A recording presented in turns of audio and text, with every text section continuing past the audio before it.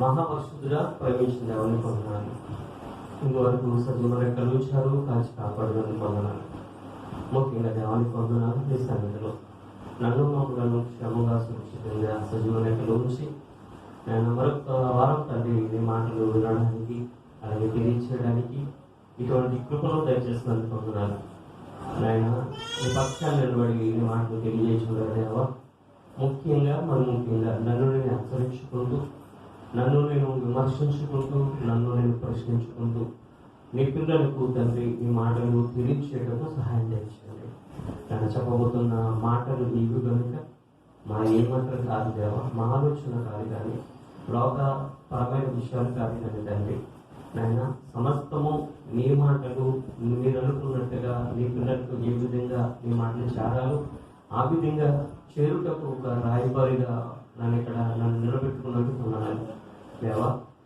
నీ మాటలు తెలియజేస్తుండగా ముఖ్యంగా నీ ఆత్మ సహాయంగా అనుగ్రహించండి. మరి ముఖ్యంగా నీ ఆలోచన చేతను నడిపించండి.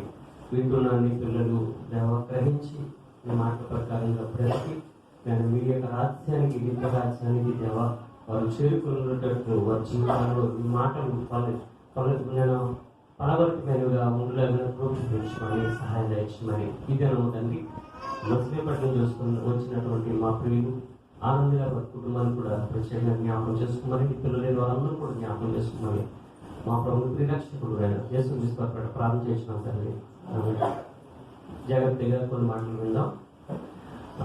మన ప్రభుత్వ ప్రిరక్షకుడు ఆయన యేసు క్రీస్తు వారి పేరట దేవుని పిల్లలు మీ అందరికీ, అలాగే మచిలీపట్నం నుంచి వచ్చినటువంటి ఆనంద్ గారు సిబిటి వారికి కూడా వారి కుటుంబానికి కూడా ప్రత్యేకమైన అందరూ మన క్రైసిస్ తెలియజేస్తున్నాము.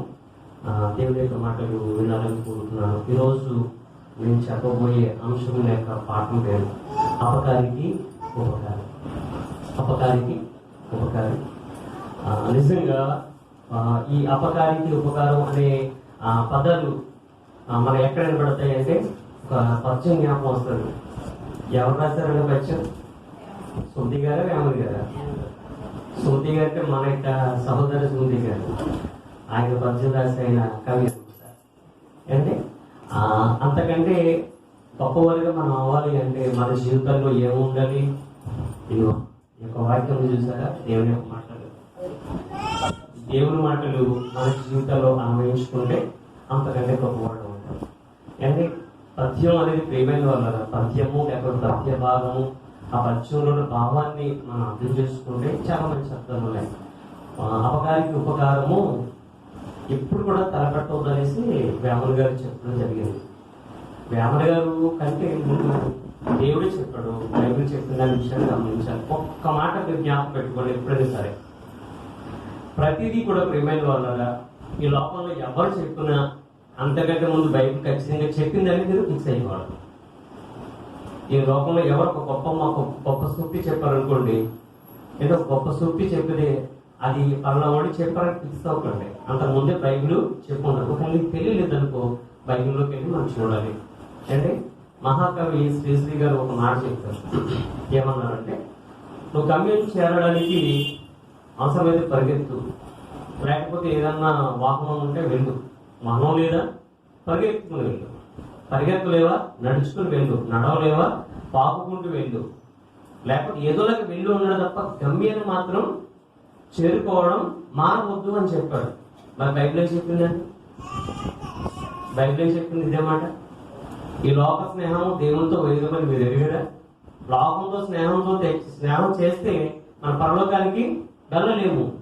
కాబట్టి ఈ లోకంతో స్నేహం చేయకుండా భక్తులు ఏ విధంగా అయితే బ్రతికారో, ఏ విధంగా అయితే జీవించారో అలాగా మనం కూడా జీవించినట్లయితే ఏదో విధంగా పవిత్రంగా బ్రతకడానికి, లేకపోతే పరిశుద్ధంగా బ్రతకడానికి, దేవుని కొరకు బ్రతకడానికి ఏదో ఒక ప్రయత్నం ప్రతిరోజు చేస్తూనే ఉండాలి. పాపం అంటకుండా, పాపం చేయమని ప్రోత్సాహపరుస్తున్నా అది, లేకపోతే ఎవరైనా ప్రోత్సాహపరిచినా, లేకపోతే అపవాది నిన్ను ప్రేరేపిస్తున్నా, నీ యొక్క నీలో ఆలోచనలు పుట్టిస్తున్నా నువ్వేం చేయాలి? వాటికి లొంగకూడదు. అర్థమవుతుందండి. కాబట్టి ఏ విధంగా సరే పౌలు గారు కూడా ఒక మంచి మాట అంటారు. ఏ విధం చేతనైనా సరే నేను మృతుల పునరుత్థానంలోకి అంటే క్రీస్తు ఎలాగైతే పునరుత్థానమై ఆయన వచ్చాడో నేను కూడా పునరుత్థానుడే నేను కూడా ఏదో దినం మనం కూడా లేస్తాం కదా సమాధి నుంచి. పునరుత్థాన దినం అనేది ఒకటి ఉంది కదా. ప్రభువైన యేసుక్రీస్తు వారు ఈ లోకానికి వచ్చారు, మన కొరకు మరణించారు, ఆయన మృతి పొందారు, తిరిగి ఆయన మరణించారు, సమాధి చేయబడ్డారు, తిరిగి లేపబడ్డారు, పునరుత్థానం చెందారు. ఆయన పునరుత్థానం చెందిన వారిలో ప్రథముడు ఆయన. అయితే ప్రేమైన వారు, మరి మనకి కూడా పునరుత్థానం ఉందా? మరణించిన వాడు అలాగుంటాడు, మనం ఉండవు. మనకి కూడా పునరుత్థానం ఉంది. ఆ పునరుత్థానం కలగాలి అంటాడు. అది ఏ పునరుత్థానం అంటే ప్రేమైన వారు, మన మృతులు అనేవాళ్ళు పాపులు ఉన్నారు, పరిశుద్ధులు ఉన్నారు. కానీ ఇద్దరు కూడా మరణిస్తారు. ఇద్దరు మరణించిన తర్వాత ఇద్దరు కూడా పునరుత్థానం చెందుతారు. కానీ పునరుత్థానం చెందిన తర్వాత మనం చేసిన క్రియను బట్టి మనకి ఏది అనేది తర్వాత కొన్ని మాటలు మనం విందాం. అంటే మనం చేసే క్రియను బట్టే మనకు ప్రతిఫలం ఉంటుంది. నువ్వు మేలు చేసావా, మేలు తగ్గ ప్రతిఫలం ఉంటుంది. కీడు చేసావా, కీడు తగ్గ ప్రతిఫలం ఉంటుంది. కాబట్టి మనం చదువుకున్న 30 కీర్తనలు ఒక మాటను మనం చూడగలిగితే, అంటే ఇక్కడ దావీదు గారు చాలా బాధతోనే ఈ మాటలు చెప్తున్నట్టుగా మనకు కనబడుతుంది, చాలా బాధతో. తర్వాత 34వ అధ్యాయం కూడా ఆయన చాలా కష్టాలు పడ్డారు. ఒక విధంగా రాజుగా అవడానికి ఆయన ఆశామాషిగా ఇలాగా అంటే యెషయా ఇంట్లోంచి అలాగా యెరూషలేము పట్టణానికి వెళ్ళి సింహాసనంలో కూర్చోలేదు. చాలా కష్టపడ్డాడు, చాలా చాలా. ఎంత కష్టపడ్డాడంటే ఎంత కష్టపడ్డాడు అనేది మనం ఆలోచన చేయగలిగితే ప్రియమైన వల్ల ఎన్నో మార్లు ప్రాణాపాయ పరిస్థితుల నుంచి తప్పించబడ్డాడు, శత్రువుల చేతుల నుంచి తప్పించబడ్డాడు. ముఖ్యంగా తన సొంత మామగారు అయినటువంటి సౌలు గారి చేతుల నుంచి కూడా చాలా సార్లు హత్య ప్రయత్నం చేశారు. నేను బైబిల్ చదువుతున్నప్పుడు, రాజుల గ్రంథం, సమయాల గ్రంథం చదువుతున్నప్పుడు ఇంచుమించు 20 సార్లు కంటే ఎక్కువగా హత్య ప్రయత్నాలు దావీదు గారి మీద జరిగినట్టుగా నేను చూడడం జరిగింది. కానీ 21 అనే ఖచ్చితంగా అయితే నేను చెప్పట్లేదు. అంటే ఎక్కువ మార్లు, ఎన్ని మార్లు, ఒకసారి ప్లాన్ చేశారు, సక్సెస్ కాలేదు. రెండోసారి ప్లాన్ చేశారు, సక్సెస్ కాలేదు. మూడోసారి సక్సెస్ అవుతారు ఖచ్చితంగా. ఈ లోకంలో ఖచ్చితంగా ఒక వ్యక్తిని హతమార్చడానికి రాజమండ్రిలో ప్లాన్ చేశారు, అవ్వలేదు.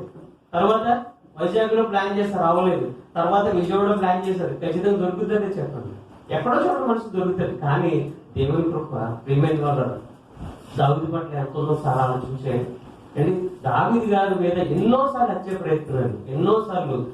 సొంత మామయ్యన, సొంత కొడుకు ఎవరు, అబ్షాలోము కూడా ఎన్నో మార్లు తండ్రిని చంపడానికి ప్రయత్నం చేశాడు, దేవుడు తప్పించాడు. ఇంకొక ముఖ్యమైన విషయం మీరు ఆలోచన చేయాలి.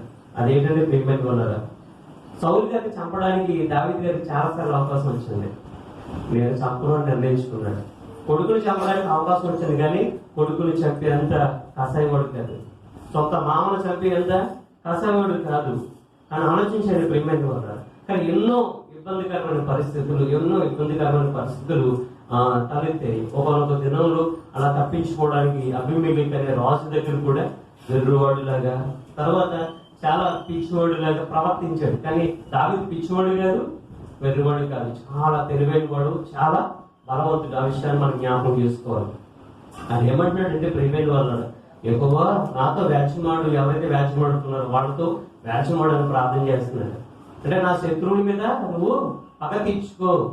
అంటే తర్వాత ఇంకా ఏమన్నా మాట్లాడుతున్నాడు అంటే 2వ వచనంలో, కేడెమును డాలుమును పట్టుకొని నా సహాయానికి లేచి నిలువు అంటున్నాడు. అంటే నా సహోదరులు లేకపోతే నా మీద ఎవరైతే వ్యతిరేకులుగా ఉన్నారు, లేకపోతే ఎవరైతే నా మీద కక్ష ఉన్నారో, శత్రులుగా ఉన్నారో, ఏమేమి పట్టుకుని వెళ్ళాలంట దావీదు గారు చెప్తున్నారు. దావీదు గారు రిక్వెస్ట్ చేస్తున్నాడు, కేడెమును డాలును పట్టుకుని వాళ్ళని అపమార్చు, లేకపోతే వాళ్ళ మీద వ్యాజ్యమాడు అంటున్నాడు. అలా చెబుతూ ప్రియమైన వాళ్ళరా. అంటే తర్వాత నాకు తెలియని విషయాల మీద నాకు తెలియని విషయాలు కూడా వాళ్ళు నా మీద నిందలు వేస్తున్నారు, వాళ్ళు మాట్లాడుతున్నారు అని చెబుతూ ఏమన్నారంటే ప్రియమైన వాళ్ళరా, 12వ వచనంలో, మేలుకు ప్రతిగా నాకు కీడు చేయించున్నారు, నేను దిక్కు లేని వాడిని అయితే ప్రభువా నువ్వే నాకు దిక్కు అని దేవుని దగ్గర ప్రాధాయపడుతున్నాడు. ఏం చేస్తున్నారట? మేలుకు ప్రతిగా. దావీదు గారు మేలు చేశారు, కీడు చేశారు ఇశ్రాయేలు ప్రజలకి. అసలు గులియాతుని చంపడం తప్పైపోయింది కదండి. అందరిలాగా సౌలులాగా నాకు ఎందుకు అనుకోవచ్చు కదా. ఇశ్రాయేలు ప్రజల గురించి అలాగే రక్షణ లేదు. రండ్రా అని పిలుస్తున్నాడు. చాలా మంది అంటారు కదా, దమ్ముంటారు రెండు అంటారు చాలా మంది. ఎవరికి దమ్మిని చెప్పడం ప్రియమైన కదా. ఈ మాటలు మనం ఉపయోగించకూడదు. నీకు దమ్ముంటే ఈ కాదు అంటే ఎదుటి వాడిని రెచ్చగొట్టే వ్యాఖ్యలు అనమాట. అలాగా మాట్లాడితే ప్రేమ ఉన్నట్టుగా ఆలోచన చేయాలి. మనం మాట్లాడితే ప్రేమైన వాళ్ళు ఎదుటి వాళ్ళు ఆలోచన చేయాలి. అంటే మన యొక్క మాటలు ఎదుటి వాడిని గాయపరచకూడదు. మన యొక్క మాటలు ప్రియమైన వాళ్ళకి మనం క్రైస్తవులు నమ్ముకున్నాము ఏంటి, క్రీస్తుని పోలి నడుచుకోవాలి, అంతేకాకుండా ఏ క్షణాన్ని మరణించినా పరలోకానికి వెళ్ళాలని ఆలోచనతో ఉన్నవారు.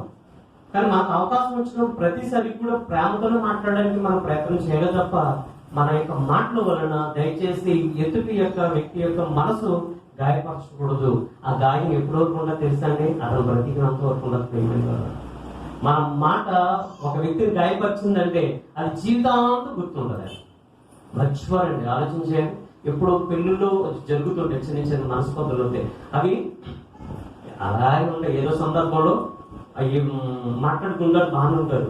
ఏదో సందర్భంలో అప్పుడు అది చేయలేదు. అప్పుడు విషయం అనేది మనం పక్కన పెట్టాలి. జరిగిన విషయాన్ని మనం పక్కన పెట్టాలి.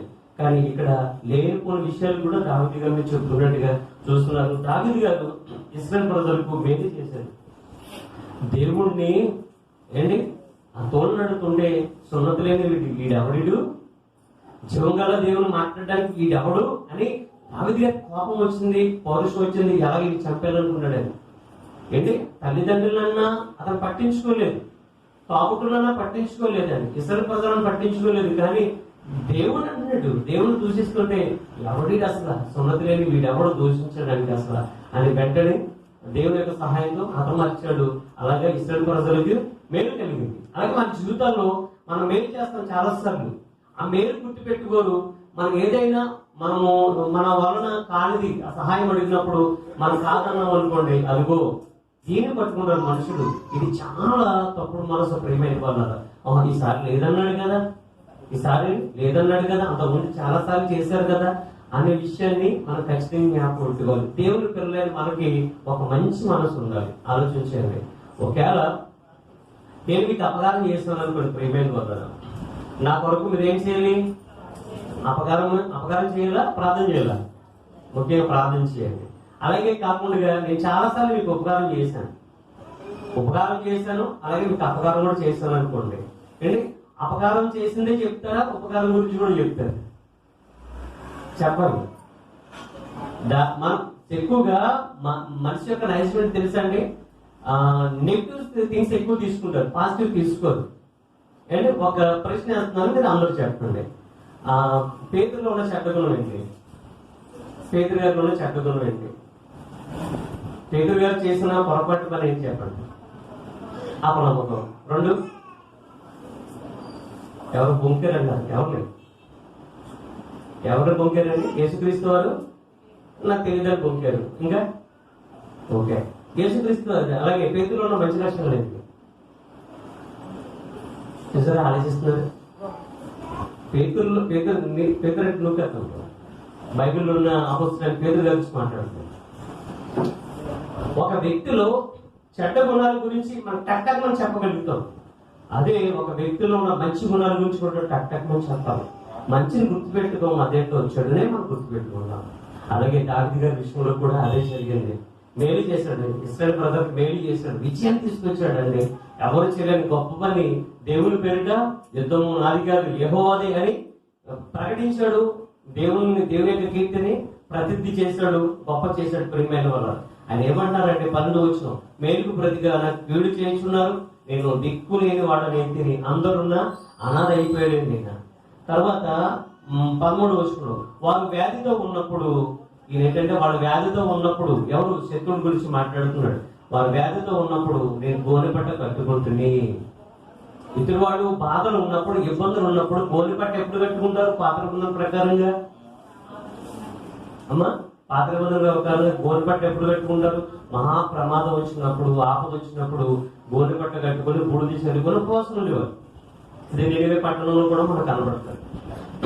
అలాగే మనం చూడగలిగి ఇప్పుడు కూడా చాలా మంది గోనెపట్ట కట్టుకొని బూడిది జల్లుకొని చాలా మంది స్టేజీల మీద అంటే ప్రార్థన చేస్తున్నారు. ఇది వాక్య విరుద్ధం ప్రియమైన వాళ్ళు. అలా చేయడం కదా ఆయన.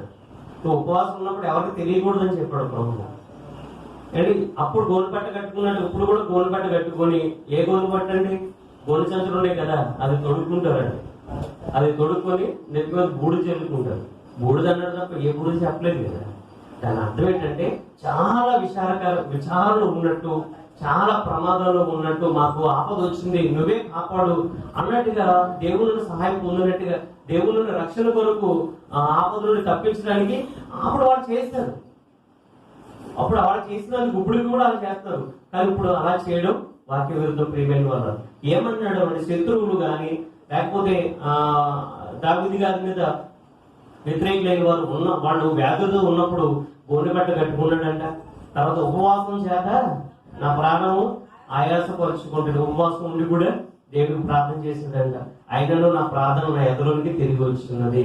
నేను ఉపవాసం ఉన్నా, గోనెపట్ట కట్టుకున్నా వాళ్ళు మారలేదు.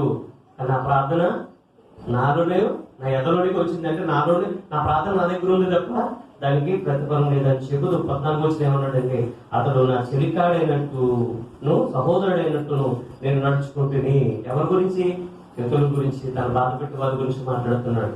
అంటే తర్వాత తన తల్లి మృతి నొందినందున దుఃఖ వస్త్రం ధరించుకొని వాని వలె కృంగుచుంటుంది అని చెప్తున్నాడు. అంటే ఈ శత్రువులు బాధతో ఉన్నప్పుడు ప్రేమైన వాళ్ళ దావీదు గారు సంతోషపడలేదు. కానీ దావీదు గారు వాళ్ళ కోసం ఉపవాసం ఉన్నాడు, వాళ్ళ కోసం ప్రేమైన వాళ్ళ గోనెపట్ట కూడా ధరించుకున్నాడట. ఎంత మంచి మనసు అండి! ఇటువంటి మనసు మనకు ఉండాలి. కాబట్టి ఇదే సిచ్యువేషన్ ప్రేమైన వాళ్ళ ఒక సహోదరుడు జరిగింది. గతంలో కొద్దిమంది మాత్రం విషయం చెప్పాను. ఇప్పుడు చాలా మంది ఉన్నారు కాబట్టి తెలియని వారి గురించి కూడా మీకు ఆ విషయం చెప్పాలని ఆశపడుతున్నాను. ఇదే సిచ్యువేషన్ ఒక సహోదరుడికి జరిగింది. అది ఎవరు ఏంటనేది ఒకసారి మనం ఆలోచించేద్దాం. మనందరికీ తెలిసిన ఒక యువతకి మార్గదర్శి. నిబంధన లేనప్పుడు, ధర్మశాస్త్రం లేనప్పుడు కూడా పవిత్రంగా పాపానికి దూరంగా బ్రతికిన ఒక వ్యక్తి, ఒక బానిసగా బ్రతికాడు. అన్నల చేత దేశించబడ్డాడు, అన్నల చేత అమ్మవేయబడ్డాడు, హత్యా ప్రయత్నం కూడా అతని మీద చేయబడడం జరిగింది. అయినా సరే దేవుడు అతను వాళ్ళ నుండి తప్పించాడు. ఎవరు అతను? యోసేపు గారు. Very good. యోసేపు గారి యొక్క జీవితం మనందరికీ కూడా చాలా గుర్తుండిపోవాలి, అదొక మాదిరిగా ఉండాలి. కాబట్టి యోసేపు గారి యొక్క జీవితంలో కొన్ని పరిణామాలు మనం తీసుకుంటే, యోసేపు గారి జీవితంలో అతనికి కీడే జరిగిందా, మేలు జరిగినాయా? మేలు జరిగినాయా? కీడు జరిగిందా? ఒక కీడు, ఒక మేలు చెప్పండి. తల్లిదండ్రుల నుంచి విడిపోయాడు. విడిపోయాడు అంటే ఇతను ఒక్కడే వెళ్ళదండి, విడిపోయేలాగా ప్లానింగ్ జరిగింది అంటే. తర్వాత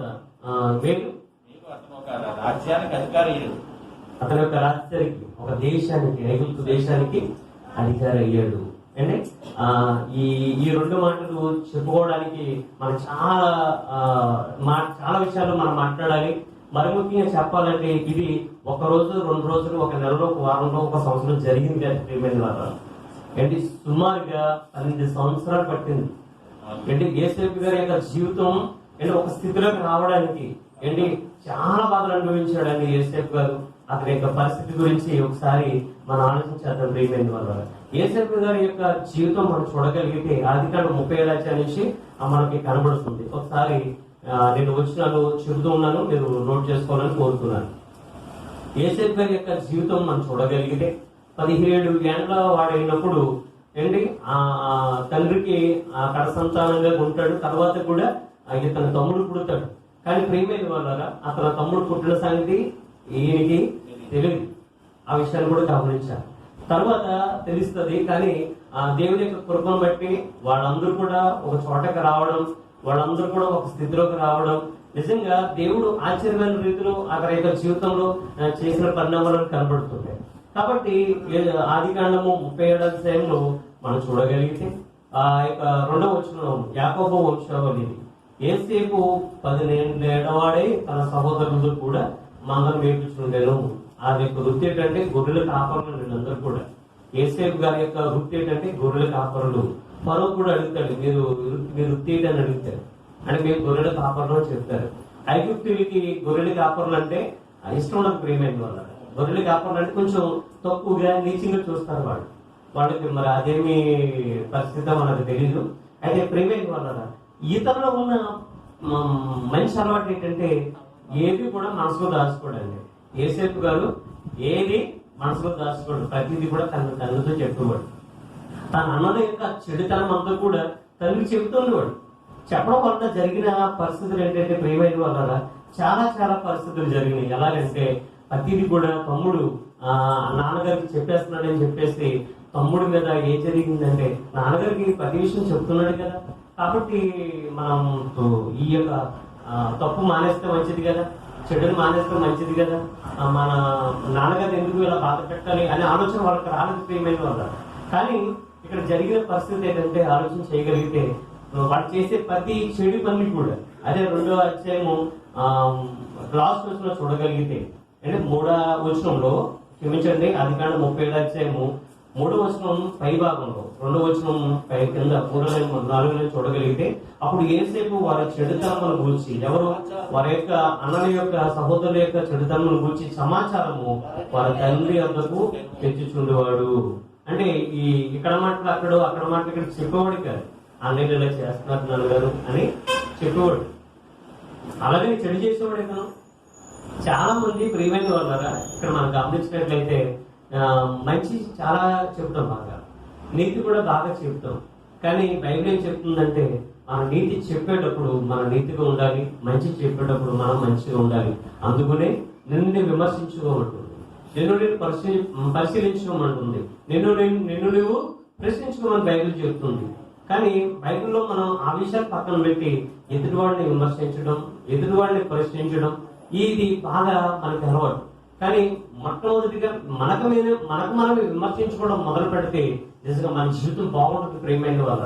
తగ్గిపోయి జీవితం వస్తుంది, పాపం చేయాలనే తపన మా ఆలోచన మనకు రాదు, దేవునికి దగ్గర అవ్వాలనే ఆలోచన కలుగుతుంది. నిజంగా అపోస్తుల యొక్క జీవితం నిజంగా ఈనాడు మనం చూపించగలుగుతాం. మనకు మనం విమర్శించుకోవట్లేదు, మనకు మనం ప్రశ్నించుకోవట్లేదు, మనకు మనము పరిశీలించుకోవట్లేదు.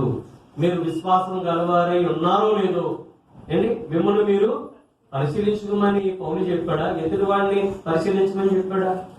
మనకు మనం పరిశీలించుకోవాలి. విశ్వాసం నాలో ఉందా లేదా?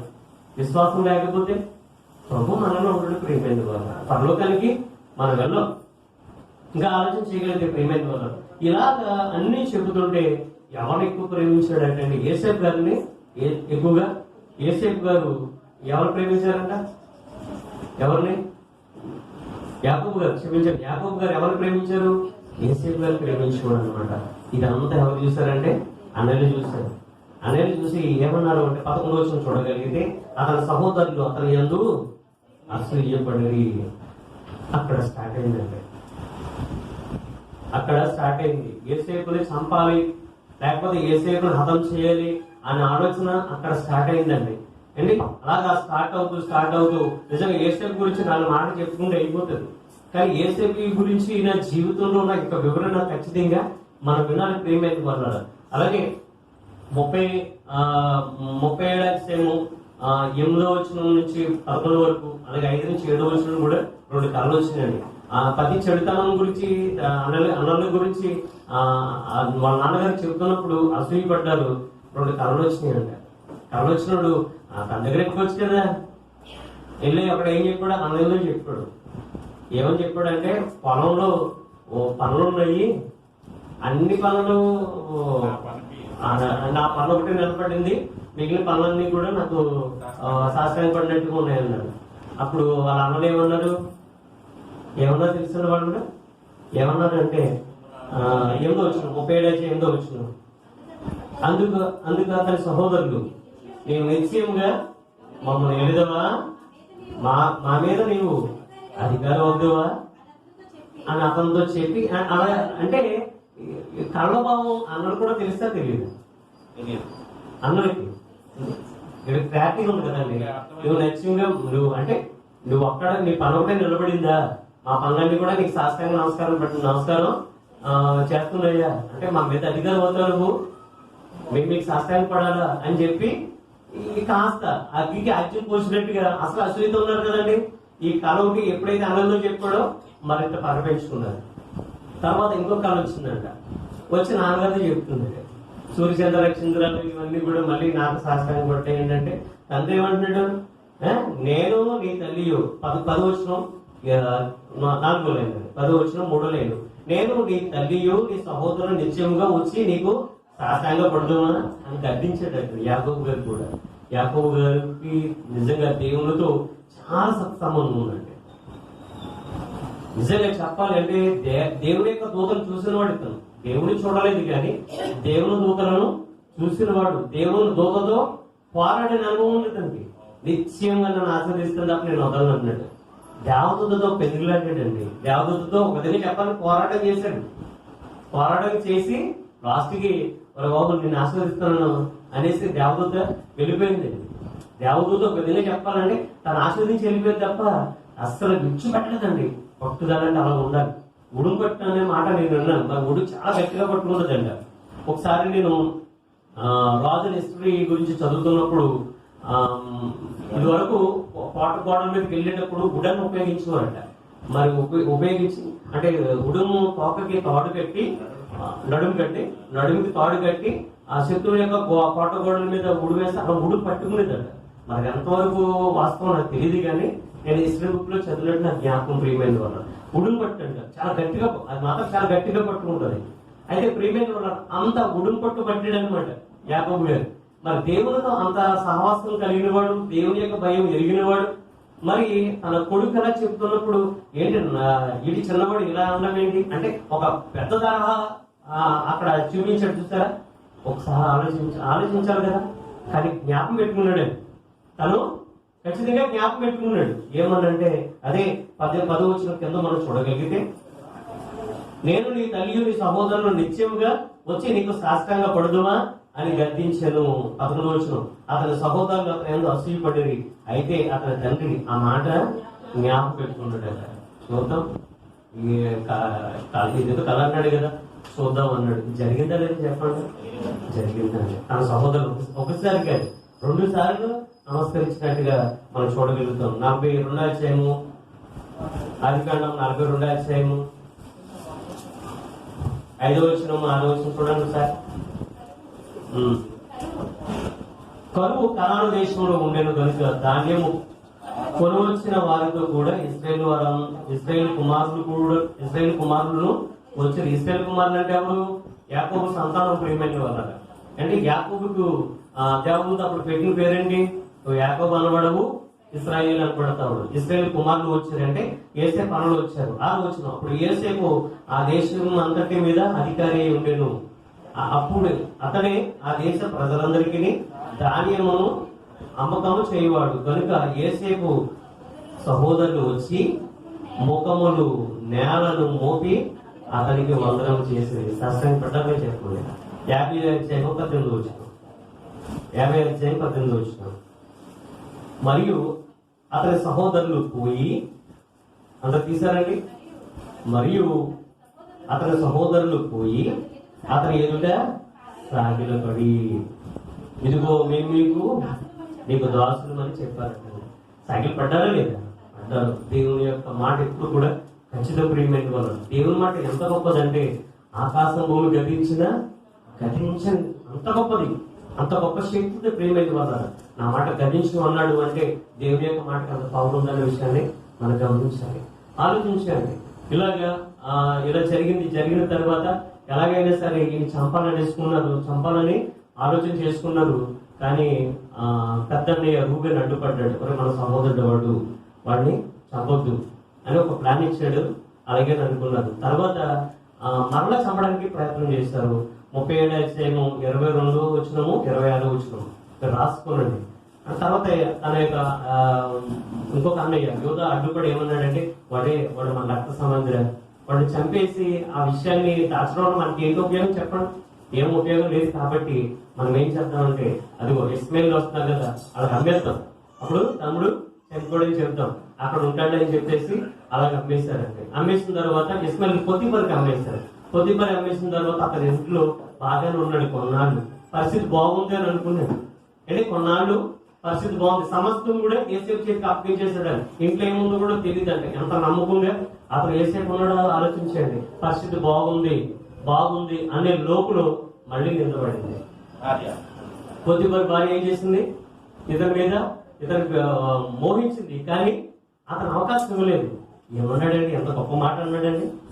39వ అధ్యాయము 9వ వచనం, ప్రియమైన వాళ్ళ ఆదికాండం 39వ అధ్యాయం 9వ వచనం, నీవు అతని భార్య అయినందున నిన్ను తప్ప మరి దేనిని నాకు అప్పగింపక ఉండలేదు. కాబట్టి నేనెట్లు ఎంత ఘోరమైన దుష్కార్యము అంటే వ్యభిచారాన్ని ఎంత బాగా వర్ణించాడండి. వ్యభిచారం అనేది దేవుని దృష్టిలో కదా ఘోరమైన దుష్కార్యము, దేవుని దృష్టికి మహాభయంకరం. ప్రియమైన వాళ్ళ ఎంత ఘోరమైన దుష్కార్యం చేసి దేవునికి విరోధంగా పాపము నేను ఎలా కట్టుకుంటాను అనేసి అందరిని అనుభవించాడు తప్ప పాపం మాత్రం చేయడానికి అవకాశం ఇవ్వలేదు. చేయడానికి అవకాశం ఉంది కానీ అవకాశం ఇవ్వలేదు. మరలా జైలుకి వెళ్ళిపోయాడు. జైల్లో కూడా ఆ జైలు అధికారి ఎక్కడికి వెళ్ళా నమ్మకంగానే ఉంటాడు, ఎక్కడికి వెళ్ళా నమ్మకంగా ఉంటాడు. కానీ జైలు అధికారి సమస్తాన్ని అప్పగించాడు. అతను జైలు అధికారి పేరుకే, కానీ చూడండి చాలా మంది ఏమంటారంటే పేరు ఒకరిది పెత్తనం ఒకరిది అన్నట్టు. ఏంటి పేరు ఎవరిది? జైలు అధికారిది. పెత్తనం ఎవరిది? ఏసేఫ్ గారు. ఏసేఫ్ గారు కూడా నమ్మకంగా ఉన్నాడు. కానీ అక్కడ భక్ష్యదైల అధిపతికి పానదైల అధిపతికి 2 కళ్ళు వచ్చినాయి. భక్ష్యదైల అధిపతి చంపబడ్డాడు. పానదైల అధిపతి నువ్వు రక్షించబడతావు, నువ్వు కాపాడబడతావు, నువ్వు బయటికి వెళ్ళిన తర్వాత దయచేసి నన్ను జ్ఞాపకం చేసుకున్నాడు. మేలు పొందాడు, అతను మేలు పొందాడు. కానీ బయటికి వెళ్ళిన తర్వాత తన యొక్క ఉద్యోగం మరణ వచ్చింది, సంతోషంగా జీవిస్తున్నాడు. ఏసేపును మర్చిపోడండి. 2 సంవత్సరాలు గడిచింది. అప్పుడు మరలా ఫరో గారికి దేవుడే కళను చూపించాడు. ఆ కలభావాన్ని చెప్పేవాడు ఒకడు ఉన్నాడు అని ఎవరి జ్ఞాపకం వచ్చిందండి? అప్పుడు ఈ పానదైల అధిపతి గుర్తుకొచ్చింది. ఇక్కడ జ్ఞాపకం పెట్టుకునే విషయం, మనకి ఏదైనా ఎవరైనా మేలు చేస్తే జీవితంతో గుర్తు పెట్టుకోండి. ప్రియమైన వాళ్ళు, మనకు అపకారం చేసిన వాళ్ళని గుర్తు పెట్టుకోకండి. మనకి మేలు చేసిన వాళ్ళు ఖచ్చితంగా గుర్తు పెట్టుకోండి. వాళ్ళకి మేలు చేసే అవకాశం వచ్చినప్పుడు ఖచ్చితంగా మనము వాళ్ళకి మేలు చేయడానికి ఖచ్చితంగా మనము ప్రయత్నం చేయాలి.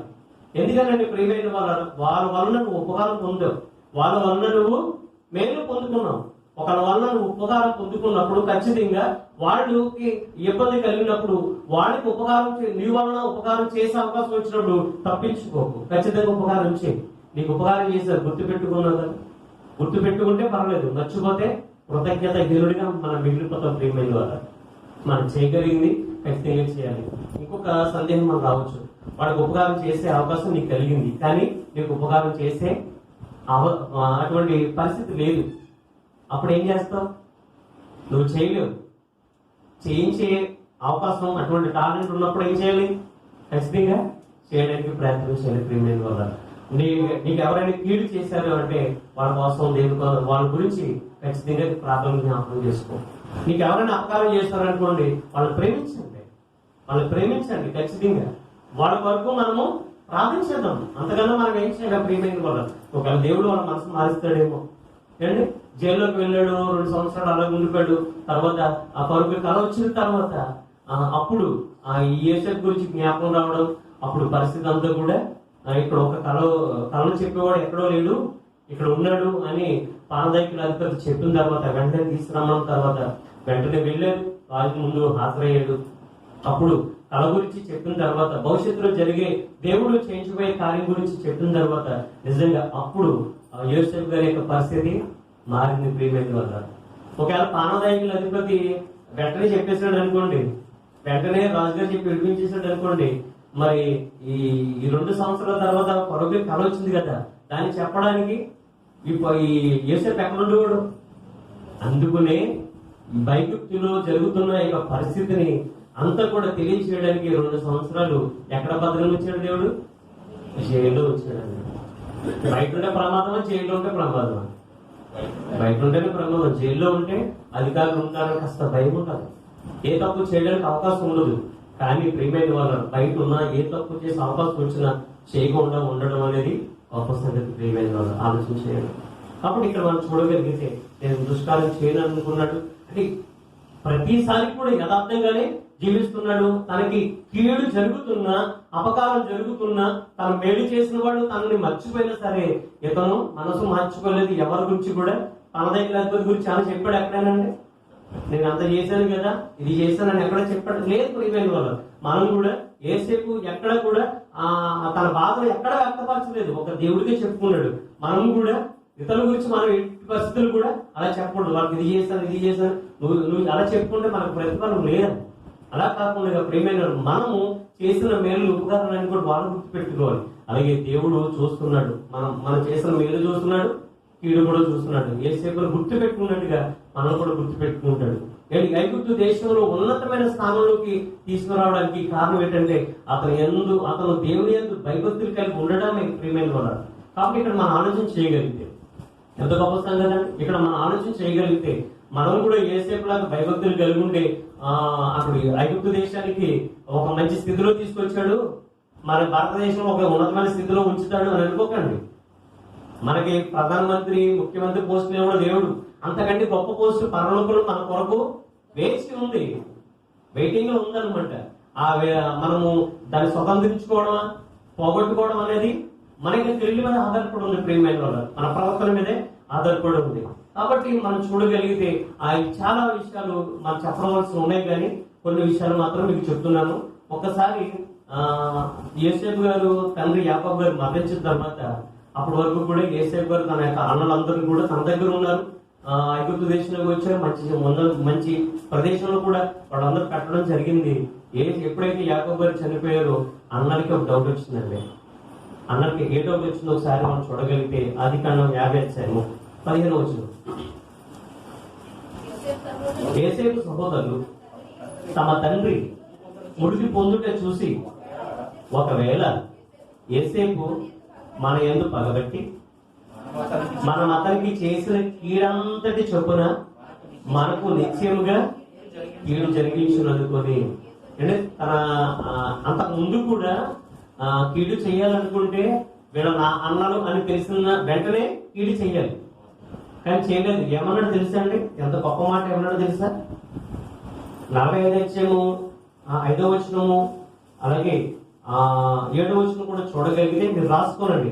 ఏమన్నాడంటే, అయినా నేను ఇక్కడ వచ్చినట్లు మీరు నన్ను అమ్మివేసినందుకు దుఃఖపడకండి, అది మీకు సంతాపము పుట్టింపనీయకుడి, ప్రాణరక్షణ కొరకు దేవుడు మీకు ముందుగా నన్ను పంపెను. 7వ వచనం, ప్రాణములతో కాపాడుటకు దేవుడు మీకు ముందుగా నన్ను పంపించెను, కాబట్టి దేవుడే గాని మీరు నన్ను ఇక్కడికి పంపి ఉండలేదు అన్నాడు. మనమైతే మొత్తం మీరే చేస్తారు, ఇలా చేశారు, అలా చేశారు, నిలదీస్తాం. కానీ ఇక్కడ ఏమన్నాడు తెలుసా అండి? ఇక్కడ ఐగుప్తు దేశానికి వచ్చిన తర్వాత ఒక విధంగా చెప్పాలని మనసులో బాధపడి ఉంటాడు యోసేపు. ఏంటో నా పరిస్థితి, నేను చేసిన తప్పు ఏంటని కుటుంబపైన దినాలు కూడా ఉంటాయి. కానీ దేవుడి మీద ఆధారపడ్డాడు. దేవుడి మీద ఆధారపడిన వ్యక్తి ఉన్నతమైన స్థితిలోకి వెళ్ళడానికి ఇది ఒక నిదర్శనం యోసేపు గారు. అంటే అక్కడ ఏమంటున్నాడంటే, అన్నయ్య ఎలాగమంట మన నాన్నగారు చనిపోయారు కాబట్టి మనం చేసిన కీడంతా కూడా మన తమ్ముడికి కీడే చేస్తాం, కానీ మేలు చేయలేదు, కానీ ఖచ్చితంగా మనకి కీడు చేస్తారనేసి వాడు అనుకొని ఏమన్నారంటే యోసేపు వర్తమానం పంపించారంట. 16వ వచనం, యోసేపు మనకు ఇలాగ వర్తమానం పంపిణీ, మీ తండ్రి తాను చావక మునుపు ఆజ్ఞాపించినదేమనగా. యోసేపు తల్లి పంపించారు, తమ్ముడు నాన్న చనిపోక ముందు ఒక మాట అన్నట్టురా, ఇలా కదా మనం మాట్లాడుకుంటాం, అన్నయ్య ఇలాగ మాట్లాడతారు కదా, నాన్న చనిపోక ముందు ఒక మాట మాకు ఆజ్ఞాపించాడు. అదేంటంటే, మీరు యోసేపుతో నీ సహోదరులు నీకు కీడు చేశారు కనుక దయచేసి వారి అపరాధములను వారి పాపమును క్షమించమని అతనితో చెప్పు అని చెప్పాడట. చెప్పడే మాట యాకోబు గారు తన అమ్మతో చెప్పాడా? లేదు. కానీ తన కీడు చేస్తారేమోనని అక్కడ ప్రమాదం నుంచి తప్పించుకోడు. కానీ తన తమ్ముడి అధికారంలో ఉన్నాడు, అధికారంలో వ్యక్తి ఏదైనా చేయడానికి అవకాశం ఉంటుంది, కానీ అలా చేస్తాడేమో భయపడి అక్కడ అబద్ధాన్ని కూడా చెబుతున్నారు, ఎందుకంటే రక్షించుకోవడానికి. అయితే ప్రియమైన వాళ్ళ 18వ వచనం ఏమంటున్నారంటే, 18వ వచనం మనం చదువుకున్నాం, తర్వాత 21వ వచనం చదువుకుందాం. 20 నుంచి చదువుతాం. ప్రియమైన వాళ్ళ యేసేపు గారు ఏమంటున్నారంటే, మీరు నాకు కీడు చేయని ఉద్దేశించరు కానీ నేటి దినం జరుగుతున్నట్టు అనగా ప్రజలను బ్రతికించున్నట్లుగా అది మేలుకే దేవుడు ఉద్దేశించను, కాబట్టి భయపడకండి. నేను మిమ్మల్ని మీ పిల్లలను పోషించదని చెప్పి వారిని ఆదరించి వారితో ప్రీతిగా ఇష్టంగా మాట్లాడేటండి. అంటే మేలు పొందులవాడు మాట్లాడవలసిన మాటల కీడు పొందుకున్నవాడు మాట్లాడిన మాటలేదు. కీడు పొందినవాడు కీడుకు గురైన వాడు చాలా బాధపడుతూ ఉంటాడండి. మనసంతా కూడా గాయమయ్యి రగులుతూ ఉన్నది. కానీ ఇక్కడ ఆలోచన చేస్తే బాధను మర్చిపోయాడండి. ఎవరో తన సొంత తోబుట్టువులే తనకి నష్టం కలిగించినా, చంపాలనుకున్నా, లేకపోతే బానిసగా అమ్మి వేసినా సరే మనసులో పెట్టుకోలేదండి. నిజంగా దట్ ఈస్ గ్రేట్ అండి. ఇక్కడ యేసేపు గారు తన జీవితం నిజంగా ఈ రోజున ప్రతి కోర్టులోను ఏంటంటే ప్రతి పోలీస్ స్టేషన్ లో కూడా ఈ యేసేపు గారి యొక్క జీవితాన్ని ఒక టెక్స్ట్ బుక్ గా పెడితే ఎంతమంది జీవితాలు మారవచ్చు చాలా ఆలోచించాడు. నిజంగా ఈ రోజున ఒక భక్తుడి జీవితం, ఒక యేసేపు లాంటి జీవితం ఈ రోజున మన యొక్క స్కూల్లో కూడా ఒక హిస్టరీగా అతను చెప్పాలి. ఒక అల్లూరి సీతారాముల గురించి చెప్తున్నారు, మహాత్మా గాంధీ గారి గురించి చెప్తున్నారు. అలాగే యేసేపు లాంటి భక్తుల గురించి కూడా ఒక టెక్స్ట్ బుక్ పెడితే ఎంత బాగుండదని. చాలా మంది జీవితాలు మారితే ప్రేమేమి వాళ్ళు ఏమంటాడంటే నేనేమి మీకు కీడు చేయను అంటున్నాడు. తర్వాత ఏంటి బహుజనులను బ్రతికించడానికి దేవుడు అక్కడ పంపించినట్టు చూడగలుగుతున్నాం. తర్వాత 22వ వచనం చూడగలిగితే యేసేపు 22వ వచనం ప్రేమ ద్వారా యేసేపు అతని తండ్రి కుటుంబ వారు ఐగుప్తులో నివసించరు. యేసేపు 110 సంవత్సరాలు బ్రతికాను చాలండి. అంటే ఎన్ని సంవత్సరాలు బ్రతికినా తన అన్నలు తన దగ్గరకు వచ్చిన అంతకాలం కూడా తను పోషించాడు, సంరక్షించాడు, కాచి కాపాడాడు. ఇదండి యేసేపు గారి జీవితంలో. కానీ ఒక ఫినిషింగ్ టచ్ మీకు ఇవ్వబోతున్నాడు, జాగ్రత్తగా ఉన్నాడు. అండ్ తన యొక్క జీవితంలో కీడునే అనుభవించాడు. కానీ ఎప్పుడు కూడా మంచి సంతోషాన్ని తన అన్నల వల్ల కానీ తన తండ్రి వల్ల కానీ ఎక్కడ పొందుకున్నట్టు కానీ తన జీవితంలో సంతోషం దూరం అయిపోయాడు. తన జీవితంలో సుఖానికి దూరం అయిపోయాడు. ఆలోచించాడు, దేవుడికి హెచ్చించే మనిషిని ఏ మనిషి కూడా పడదోలేడు. ప్రియమైన వాళ్ళ దేవుడు హెచ్చించాడండి. ఉన్నతమైన స్థితిలో దేవుడు ఇచ్చాడు. సంతోషం అంతా కూడా ప్రియమైన వాళ్ళ నా అన్నలు అక్కడ ఉన్నారు, నా తమ్ముడు అక్కడ ఉన్నాడు, నా తండ్రి అక్కడ ఉన్నాడు, కానీ నేను ఒక్కడే ఇక్కడ ఉన్నాను. ఉన్నతమైన స్థితిలో ఉన్నా సరే తన మనసు ఎక్కడ ఉంది? కీడు చేసిన అన్నల మీదే తన మనసు ఉంది. కీడు చేసిన అన్నను ప్రేమించాడండి. ఇక్కడ మనం అనుకోవచ్చు, రక్త సంబంధికులు కదండి, ఒకే కుటుంబానికి చెందిన వారు కదండి, వాళ్ళు కొట్టుకున్నా తిట్టుకున్నా కలిసిపోతారు అనేసి. మరి యేసుక్రీస్తు వారికి మన సంబంధం అని చెప్పాలి. ప్రేమించిన వాళ్ళ వాళ్ళందరూ రక్త సంబంధికులు, వాళ్ళందరూ కూడా ఒక తండ్రి పుట్టిన వాడే. కానీ యేసుక్రీస్తు వారికి మన సంబంధం అని చెప్పండి. మన కొరకు ఆయన ప్రాణం పెట్టలేదా? యేసేపుకి తన అన్నలో హాని చేసినట్టుగా, కీడు చేసినట్టుగా మనం యేసుక్రీస్తు వారికి కీడు చేయలేదా? ఆయన చనిపోవడానికి ఆనాడు యూదులు అనుకుంటారు చాలా మంది. ఈనాడు ప్రతిదినం కూడా ఆయన సిగ్రహాత్మను మనం ప్రతిదినం మన క్రియల ద్వారా, అంటే ఆలోచన ద్వారా, తలంపు ద్వారా ఏదో ఒక విధంగా ఆయన సిలువ వేస్తూనే ఉన్నాం, ఆయన అవమానపరుస్తూనే ఉన్నాం, ఆయన గాయపరుస్తూనే ఉన్నాం. ప్రేమైన వల్ల ఆలోచించండి. వాళ్ళ గురించి మనము చెడ్డుగా లేకపోతే వాళ్ళు ఇలా చేస్తారని చెప్పుకునే బదులు మనం ఏం చేసాం? అసలు మనము వాళ్ళకన్నా తక్కువ చెప్పండి. వాళ్ళు ప్రేమైన వల్ల తన తమ్ముడికి తోబుట్టుకే హాని చేశారు. తన తమ్ముడికి, సొంత తమ్ముడికి మాత్రమే కీడు తలపెట్టారు. కానీ ఇక్కడ ఆలోచన చేయగలిగితే ప్రపంచ మోక్షదాత, విమోచకుడు, ఏంటి పాప పక్షాల నిమిత్తం ప్రాణం పెట్టిన పవిత్రుడు ప్రేమైన వల్ల ఆయనకి మనము కీడు చేసాం, ఏం చేసాం? కీడే చేసాం. మనం ఏదేం చేయలేదు. మన అపరాధం చేత పౌలు గారు అంటారు ఎపిస్రాసిన మధ్య 2:3 మీరు మీ అపరాధం చేత, పాపం చేత చచ్చిపోరయ్యా, అలాగే ఆయన్ని చంపేశారు కూడా అన్నాడు. కానీ క్రీస్తు మిమ్మల్ని ప్రేమించి పరిమళవాసం ఉండుటకు తను తాను బలిగాను అర్పణగాను అర్పించుకున్నాడు మన కోసం. అందుకనే భక్తులైన వారు మాట్లాడుతారు, ఏమంటారంటే దేవుడు ముందుగానే తెలియజేశాడు కీడుకు ప్రతిగా మనం ఏం చేయాలి తెలుసా అండి? కీడుకు ప్రతిగా ఏం చేయాలి అంటే లేవీకాండం 19:18 దయచేసి అందరూ కూడా ఈ మాటలు గుర్తుపెట్టుకొని కూర్చున్నారు. లేవీకాండము 19:18 ప్రియమైన వారు, కీడుకు ప్రతి కీడు చేయకూడదు. నేను చేయకూడదు, కీడుకు ప్రతి కీడు చేయకూడదు. నీ ప్రజల మీద కోపం ఉంచు కొనక నిన్ను వలె నీ పొరుగు వారిని ప్రేమింపవలెను అని చెప్తున్నాడు. ఎవరు చెప్తున్నారు ఈ మాట? మన తల్లి చెప్తున్నాడు. మన తండ్రికి మనకు ఉపదేశిస్తున్నాడు అనమాట అండి. ఒక తండ్రి తన పిల్లలకి చెప్పినట్టుగా మన తండ్రి మనకు చెప్తున్నాడు ఏమని, కీడు ప్రతి కీడు చేయకండి, పాపం ఉంచుకోకండి, నిలువలే నీ పొరుగు వాడిని ప్రేమించండి అని. కీడు ప్రతి కీడుగా ఏం చేయాలి, మనం ప్రేమించాలి, ఎదురు వాడిని ప్రేమించాలి. రెండోదిగా సామెతల గ్రంథం 20 సామెతల గ్రంథం 20 ఈ నేను ఒక 4 లేఖన భాగాలు మీకు చూపిస్తున్నాను. 4 లేఖన భాగాల్లో కీడు ప్రతికీడు చేయొద్దని చెబుతూ కింద అద్భుతమైన విషయాన్ని దేవుడు మనకు తెలియజేస్తాడు. ఆ విషయం మనం చూడగలిగితే 20 ప్రియమైన వాళ్ళ, కీడుకు ప్రతికీడు చేసిదిరి అనుకొనవద్దు, యెహోవా కొరకు కనిపెట్టుకోనండి. ఎవరన్నా మీకు కీడు చేశారనుకోండి, మీరు ప్రతి కీడు చేసేదానికి ట్రై చేయకండి.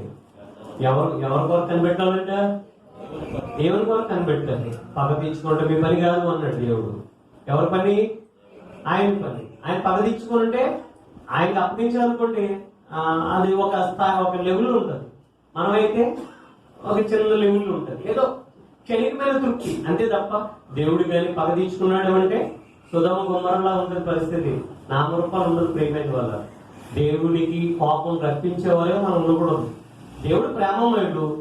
ఎందుకు సుధమ గుమ్మరుని కాల్చేసాడు? అలాగా కావాలని కాల్చేసాడా? కాల్చేసే విధంగా అవకాశం వాడు ఇచ్చాడా? వాడే అవకాశం ఇచ్చాడు. అంటే నోవహు కాలంలో జలప్రళయం వచ్చింది, కావాలని జలప్రళయాన్ని ఆకాశ దోములు ఇప్పేసి కావాలని చేసేటా? చేయలేదు. ఆ పరిస్థితిని తెచ్చుకున్నారు ఎవరు? వాళ్ళు.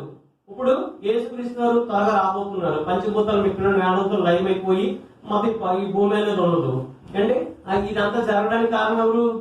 మనం. అంటే ఏ విషయంలో కూడా మనం తక్కువగా ప్రేమైన వాళ్ళు. కాబట్టి దేవుడు ఎంతగా ప్రేమించి ఎన్ని విషయాలు మనం నేర్పుతున్నాడు సార్ ఆలోచించండి. మొదటిగా కీడు ప్రతికీడు చేయొద్దు అంటే ఎవరి మీద కూడా కోపం పెట్టుకోవద్దు, నీ పొరుగుని ప్రేమించమని చెప్తుంది. అంటే లేవికాండంలో మనం చదువుకున్నాం 19-18 అక్కడ ప్రేమించాలి. కీడుకు ప్రతిగా ఏం చేయాలి? కీడుకు చేయకూడదు కానీ ప్రేమించాలి. ఈ సామెతల గ్రంథం 20-22 అక్కడ దేవుడు ఏం చెప్తున్నాడు భక్తుల ద్వారా అంటే నువ్వు కీడుకు ప్రతికీడు చేయదు, దేవుడి కొరకు కనిపెట్టుకో అని చూసుకుంటాడు అన్నాడు. మూడోదిగా మనం చూడితే రోమపత్రిక 12 రోమపత్రిక 12:17 తర్వాత తరగతి 12:17 ప్రియమైన వాళ్ళ,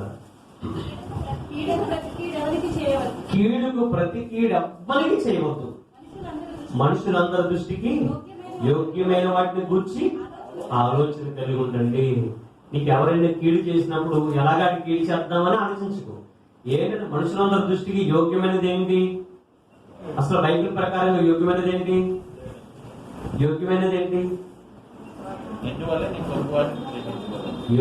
బైబిల్ అంతా యోగ్యమైనది ఏంటంటే ఆజ్ఞ కాదండి. ఆజ్ఞ విషయం పక్కన పెట్టండి. నేను పొరుగుని ప్రేమించాలి. అది దేని నుండి మనం పొందుకున్నాం? వాక్యం నుండి కదా. వాక్యం కంటే శ్రేష్టమైనది ఉందా? వాక్యం కంటే గొప్పదైనది ఏది ఉందా? లేదు. వాక్యం అంటే దేవుని మాట ప్రియమైన ద్వారా బైబిల్ అని చెప్తావు. దేవుని మాట కంటే యోగ్యమైనది ఏది లేదు. యోగ్యమైనది ఆలోచించాలంటే దేవుడు ఏది చెప్పాడు మనుషుల గురించి, మనుషులు ఎదుట ఎలా ఉండాలి అని చెప్పాడు, అది ఆలోచించండి. మనుషులందరి దృష్టికి యోగ్యమైన వాటి గురించి ఆలోచన కలిగి ఉండమని చెప్పింది. ఆలోచన కలిగి ఉండాలి అంటే ముందు ప్రేమించమన్నాడు, తర్వాత దేవుని కొరకు ఎదురు కనిపెట్టుకోమన్నాడు. ఇక్కడ యోగ్యమైనది ఏంటో చేయమంటాడు. యోగ్యమైనది ఏంటంటే మన దేవుడు చెప్పిన మాట ప్రకారంగా జీవించడం కన్నా అంతకన్నా యోగ్యమైనది ఏమని చెప్పండి. 4వ మనం చూద్దాం. పేతురు రాసిన మొదటి పత్రిక, అపొస్తలుడైన పేతురు గారు రాసిన మొదటి పత్రిక 3:9 ఒక చక్కని మాట మాట్లాడుతున్నాడు. ఆ మాట మనం చూడగలిగితే, ఆశీర్వాదములకు వాసులకు అమ్మా మనం ఎందుకు పిలవడ్డాం? ఆశీర్వాదాలకు వాసులని పిలవబడ్డాం. ఆశీర్వాదాలంటే ఏ ఆశీర్వాదాలు చెప్పాలి? ఆశీర్వాదాలంటే ఖచ్చితంగా భూ సంబంధమైనవి కావు. పరలోకంలో వెళ్ళి కళ్ళుతో ఉండే ఆ గొప్ప భాగ్యం చూసారా? దీనికంటే గొప్ప ఆశీర్వాదం ఇంకొకటి లేదు. ఈ లోకంలో ఆశీర్వాదాలు కొన్ని ఉన్నాయి, శరీర సంబంధం అనేవి, భూ సంబంధం అనేవి. అవన్నీ కూడా ప్రియమైన వాళ్ళ కొంతకాలం ఉంటాయి, నీతో శాశ్వత కాలం ఉండవు. దీని మీద మనసు పెట్టుకోకు. శాశ్వతమైన ఆశీర్వాదం పరలోకంలో మనకు ఉంది. అది తండ్రితో, అలాగే తన కుమారుడైన యేసుక్రీస్తు వారితో, పరిశుద్ధాత్మతో దోగని దగ్గర మనము నివసించే గొప్ప భాగ్యం. ఇదే ఆశీర్వాదం. నిత్య జీవము మీకు ఇస్తానని వాగ్దానం చేశాడే, అంతకన్నా వాగ్దానం మరొకటి లేదు. అంటే నిత్య జీవం పొందుకున్నావు, నిజంగా నిత్య జీవంలో నువ్వు వెళ్ళిపోయిన తర్వాత అక్కడ తండ్రితో నివసించి ఆ పరిస్థితిని చూసారా, ఆ పరిస్థితి అది నిశ్చయమైన ఆశీర్వాదం. దానికోసం మీరు ఎదురు చూడండి. దాన్ని పొందుకోవడానికి ఏ విధంగా జీవిస్తారో, దేవుడు చెప్పినట్టు ఏ విధంగా జీవిస్తారో అది మీరు నిర్ణయించుకోండి. ఏ విధం చేతనైనా సరే. పౌలు గారు గురిని చూసి గురి చూడని వాళ్ళ వల్లే కాదట, గురిని చూసిన వాళ్ళ వల్లే అతను పరిగెట్టాడట. కాబట్టి మనం కూడా ఎలా ఉండాలి, పరలోకం అనే గురిని మనం చూడాలి, ఆ గురి దగ్గర మనం పరిగెట్టాలి. అంటే అదే మనకు ఆశీర్వాదం అని చెబితే ఏమన్నారంటే, ఆశీర్వాదంకు వారసులకు పిలబడుతుంది. అంటే మీరు ఆ ఆశీర్వాదానికి వారసులు అవడానికి పిలబడ్డారు. అయితే ఈ ఆశీర్వాదం మీరు పొందుకోవాలి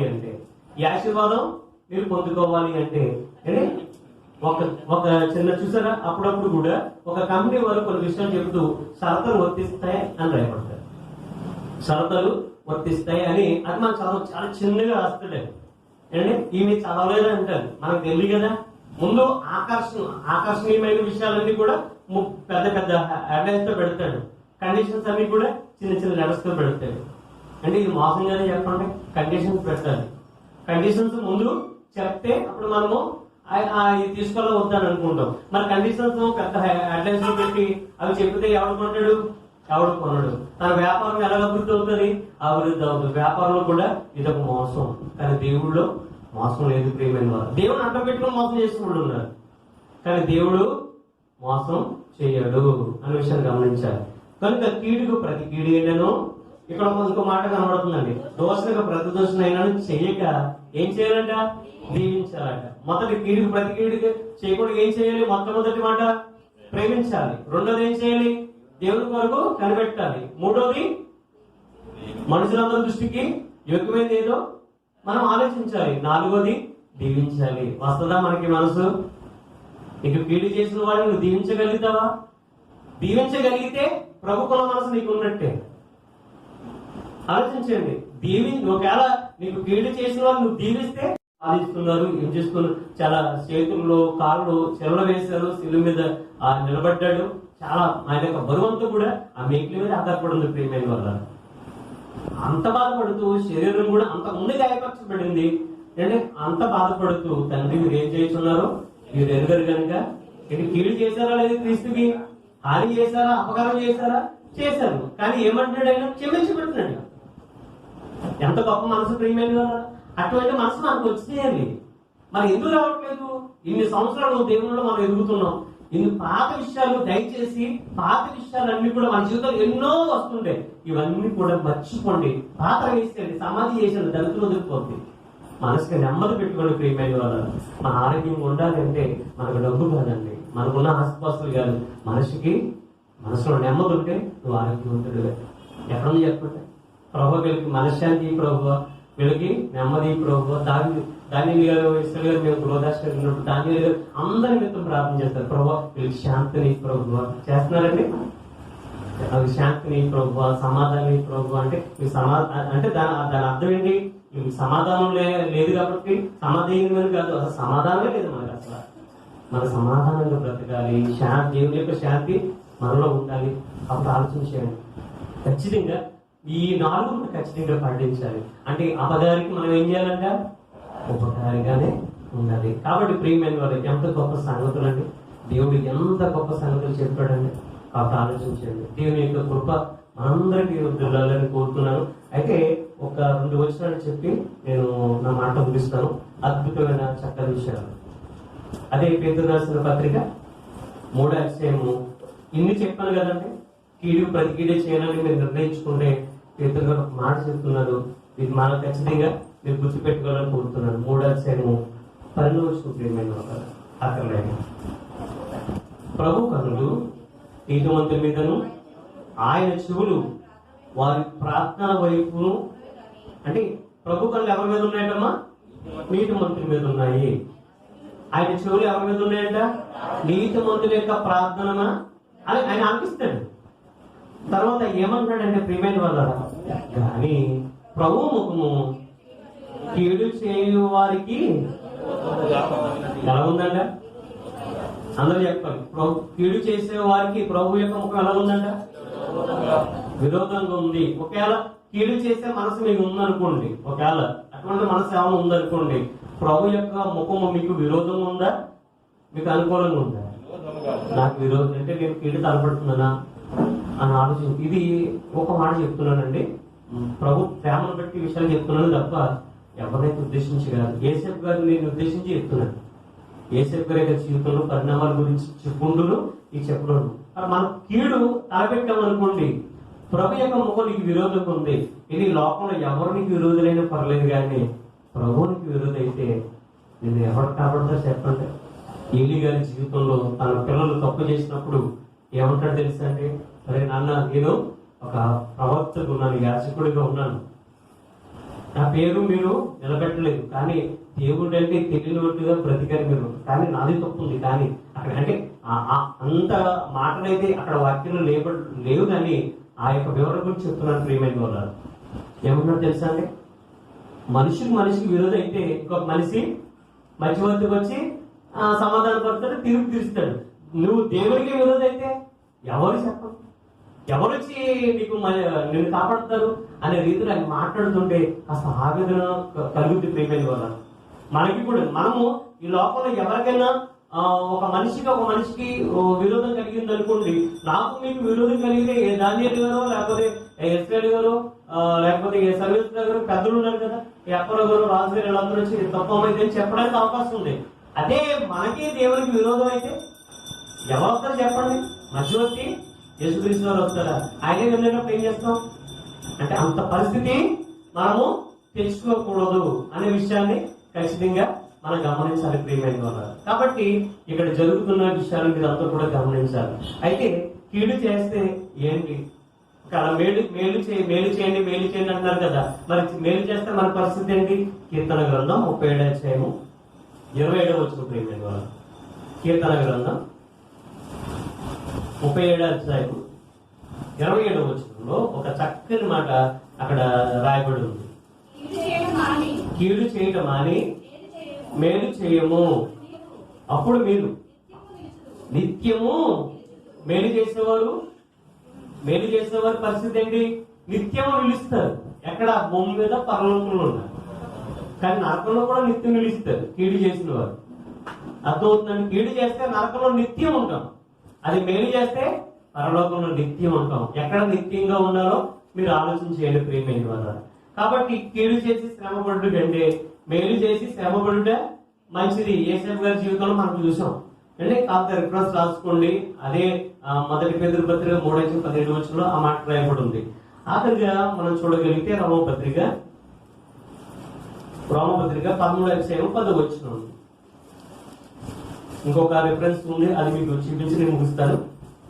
రోమపత్రిక 13:10 ప్రియమైన వల్ల ప్రేమ పొరుగువానికి అంటే ఇది లేదు అంటున్నాడు. మనకి ఇది లేనివాడు కీడు చేస్తాడు, ప్రేమ ఉన్నవాడు సహించుకుంటాడండి.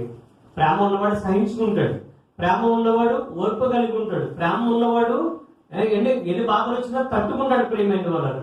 ప్రేమ ఉన్నవాడు ఇవి కనబడతాయి, ప్రేమ లేని వాడు ఇవి కనబడవు. కాబట్టి ఏమంటున్నాడని మరోసారి చదవడం అన్నమాట. ప్రేమ పొరుగువానికి కీడు చేయదు కనుక ప్రేమ కలిగి నిండుగా ధర్మశాస్త్రం నెరవేర్చుటే. ఎంతో బాగుందండి మాట. మనసు అంతగా ఆహ్లాదంగా ఉందండి. మనం ప్రేమ కలిగి ఉంటే మనం కీడు చేసే అవకాశం ఉండదు. కాబట్టి మన క్రీస్తు ప్రేమను మనం కలిగి ఉందామనే విషయాన్ని గమనించాలి.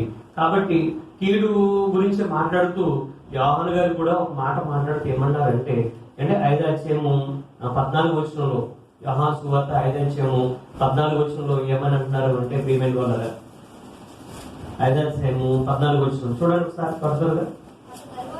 అటు తరువాత యేసు దేవాలయంలో వారిని చూసి, ఇదిగో స్వస్థత నొందితివి, మరి ఎక్కువ కీడు నీకు కలుగుకుంటున్నట్లు ఇంకను పాపము చేయకమని చెప్పారటండి. తెలుసు కదండి, ఇది గొర్రెల ద్వారం అని, అది మనందరూ తెలుసు. పెదస్థానే గొర్రె దగ్గర ఎన్ని సంవత్సరాలు? 38 సంవత్సరాల నుంచి అలా బాధపడ్డాడు, అతనికి స్వస్థత ఇచ్చాడు ప్రభు.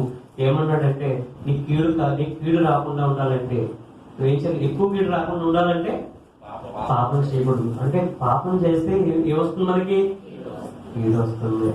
ఎప్పుడన్నా విన్నారు ఈ మాట? పాపం అనుకుంటే ఏదైనా అనుకుంటున్నాం ఏంటి? పాపం చేస్తే మనకి కీడు వస్తుంది. కీడు వలన నష్టం, మన జీవితం నాశనం అయిపోద్ది. ప్రియమైన వల్ల పాపం చేయడం వలన పాపం మానుకోమని ప్రభు చెప్తున్నాడు. అంటే పాపం చేయడానికి ఎవరికంటే పాపం చేయడానికి క్రైస్తవులైన మనకు తగదు. దానికి దూరంగా ఉండాలి. ఎప్పుడు మనం మరణిస్తామో తెలియదు, ఎప్పుడు యేసు రాకూడదో తెలియదు. మన సిద్ధపాటు ఎప్పుడు కూడా ఎల్లప్పుడు కూడా సంసిద్ధులై ఉండాలి. ఎప్పుడు కూడా ఎలాస్టిక్ ఉండాలి. ప్రియమైన వాళ్ళ పరుగు పందం పరిగెట్టేవాడు ఎప్పుడు ఆ యొక్క సౌండ్ వస్తుందా, ఎప్పుడు ఆ యొక్క విజులు వస్తుందా, ఎప్పుడు పరిగెట్టడానికి సిగ్నల్ ఎప్పుడు వస్తుందా అని ఎదురు చూస్తాడు. అది ఎమ్మటనే ఆ యొక్క గన్ను సౌండ్ రాగానే, బుల్లెట్ సౌండ్ రాగానే వెంటనే పరిగెట్టడానికి సిద్ధపడతాడు. మనం అలాగే మరణించిన మరుక్షణం పరలోకానికి చేరుకోవాలి అంటే, నీతిమంతులు ఉండే ప్రదేశానికి మనం వెళ్ళాలంటే ప్రియమైన వాళ్ళ మనం వెంటనే ఇప్పుడు వరకు కూడా దేవుని కొరకు ఒకవేళ మన ఆలోచన కలిగి లేకపోతే ఆలోచన కలిగి ఉండాలి. మంచిగా బ్రతకడానికి మనం ప్రయత్నం చేయాలి. కానీ మేలు చేసిన వారు పరలోకానికి వెళతారని, కీడు చేసిన వారు తీర్పుకు వెళ్ళిపోతారనేసి యోహాను గారు 5:19 ఆయన మాట తెలియజేస్తున్నారు. కాబట్టి 29 క్షమించారు, 29 కాబట్టి మేలు చేసిన వారు తీర్పు ఉన్నదానికి వెళ్తారా లేకపోతే కీడు ఎక్కడికి వెళ్తారు అనే విషయాన్ని మనం చదువుకొని ప్రార్థన చేసుకున్నాం. మేలు చేసిన వారు జీవ పునరుద్ధానములకు, కీడు చేసిన వారు తీర్పు పునరుద్ధానములకు బయటకు వస్తారు. అప్పుడు జరుగుద్దని మన పునరుద్ధానం ప్రేమైన వల్ల ఆలోచించండి. కాబట్టి ఏసేపు అన్నలే ఏసేపుకి కీడు చేశారు అని అనుకుంటున్నాం, కానీ మనం కూడా మన ప్రభువు యేసుక్రీస్తు వారు కూడా కీడు తలపెట్టిన వాళ్ళమే. కానీ ఆయన మనల్ని క్షమించాడు, ప్రేమించాడు, కృప చూపించాడు. ఇంకా ఆయన కరుణను మన పట్ల కలిగి ఉన్నాడు. లేకపోతే చాలా మంది కరుణలో చాలా మంది కూడా మరణించారండి. మిమ్మల్ని ఎందుకు తప్పించాడు అంటే ఆయన కొరకు బ్రతకడానికి. ముందు చాలా విపత్కరమైన, చాలా భయంకరమైన పరిస్థితులు మన ముందు ఉన్నాయి. వాటి నుంచి మనం తప్పించుకోవాలన్నా ఒకవేళ ఎక్కువగా బ్రతకాలనే ఆశ మనకు కలగకూడదు. కానీ ఒకవేళ ఇక్కడ తప్పించబడ్డాం, కానీ ఇక్కడ మనము బుక్ అయిపోతే అప్పుడు మన జీవితం ఎలా ఉండాలి? సంసిద్ధతతో ఉండాలి. ఏంటి ఆలోచించండి. ప్రమాదం అనేది ఎలా వస్తుందో మనకు తెలియదు. మన యొక్క మరణం ఏ విధంగా ఎప్పుడు వస్తుందో మనకు తెలియదు. కాబట్టి మరణించిన సమయానికి మన జీవితం ఎలా ఉండాలి? క్రీస్తులో సంసిద్ధత కలిగి ఉండాలి. కాబట్టి ప్రియమైన వాళ్ళు మేలు చేసిన వారు పరిస్థితి ఏంటో, కీడు చేసిన వారి పరిస్థితి ఏంటో మనకి ఇప్పుడు చూసాము. అంటే కీడు చేసిన అన్నలు ఎవరు క్షమించారు? తమ్ముడైనా యేసేపు క్షమించాడు. ఒకప్పుడు కీడు చేసిన మనందరినీ కూడా ప్రభువైన యేసుక్రీస్తు వారు క్షమించారు. మనం ఏం చేయాలి? మన సహోదరులను క్షమించాలి. క్షమించే మనసు మనకు ఉండాలి. ఒక సందర్భంలో క్షమాగుణం గురించి మీకు చెప్పడం జరిగింది. అక్కడ యోహాను సువార్త, లోక సువార్త 6:38 మీరు క్షమించాలి, మీరు మొదట క్షమించాలి, అప్పుడు మనము క్షమించబడతాం అనేసి అన్నాడు. మొట్టమొదటి మనం క్షమిస్తేనే దేవుడు మనలను క్షమిస్తాడు. కాబట్టి ఇటువంటి క్షమాగుణం, దేవుని యొక్క కృప కాపుదల మనకు ఉండాలి అంటే క్రీస్తు యొక్క ఆ యొక్క కరుణ గుణం, దయ ఇవన్నీ కూడా మనలో ఉండాలి. మనలను క్రీస్తు క్షమించాడు, మనము మన సహోదరులను క్షమించాలి. కాబట్టి కీడుకు ప్రతి కీడు చేయకుండా మనం మేలు చేయాలి, ప్రేమించాలి, అలాగే దేవుని కొరకు కనిపెట్టాలి. మనుషులందరూ ఏదో యోగ్యమైనది ఏదో దాన్ని మనము తెలుసుకోవాలి, ఆఖరిగా దీవించాలి. ఈ మనసు మనకు కలిగి ఉంటుంది. కాబట్టి ఇటువంటి ధన్యత మీ అందరికీ దేవుడు కలిగించాలని కోరుతూ నా మాట ముగిస్తున్నాను. ప్రార్థన చేసుకోండి. పరిశుద్ధుడా, ప్రేమించిన తండ్రి, కృపగల మా దేవ, ఉన్నతమైన నీ నామానికి వందనాలు, స్తుతులు, స్తోత్రాలు చెల్లించుకున్నాను దేవ. ఇంకో తండ్రి కొన్ని విషయాలు మాత్రం మీ పిల్లలకు తెలియచేయడానికి కృప చూపించినందుకు వందనాలు దేవా. నీ సన్నిధిలో ఉన్న నీ బిడ్డలందరూ కూడా జ్ఞాపకం చేసుకోనండి. చెప్పిన మాటలు దేవా మర్చిపోకుండా నా తండ్రి మేము కీడుకు ప్రతి కీడుగా కాకుండా మా పట్ల ఎవరైతే కీడు చేస్తారో వాళ్ళని దీవించేవారుగా, వాళ్ళని దేవ ప్రేమించేవారుగా మేము కలిగి ఉండడానికి అటువంటి మనసు దయచేయమని గొప్పలో జ్ఞాపకం చేసుకోమని మిగిలిన కార్యక్రమాన్ని చిత్త ప్రకారంగా జరిగించమని మా ప్రభువును క్రీడాక్షకులు యేసుక్రీస్తు వారి ప్రార్థన చేసిన తండ్రి. ఆమేన్.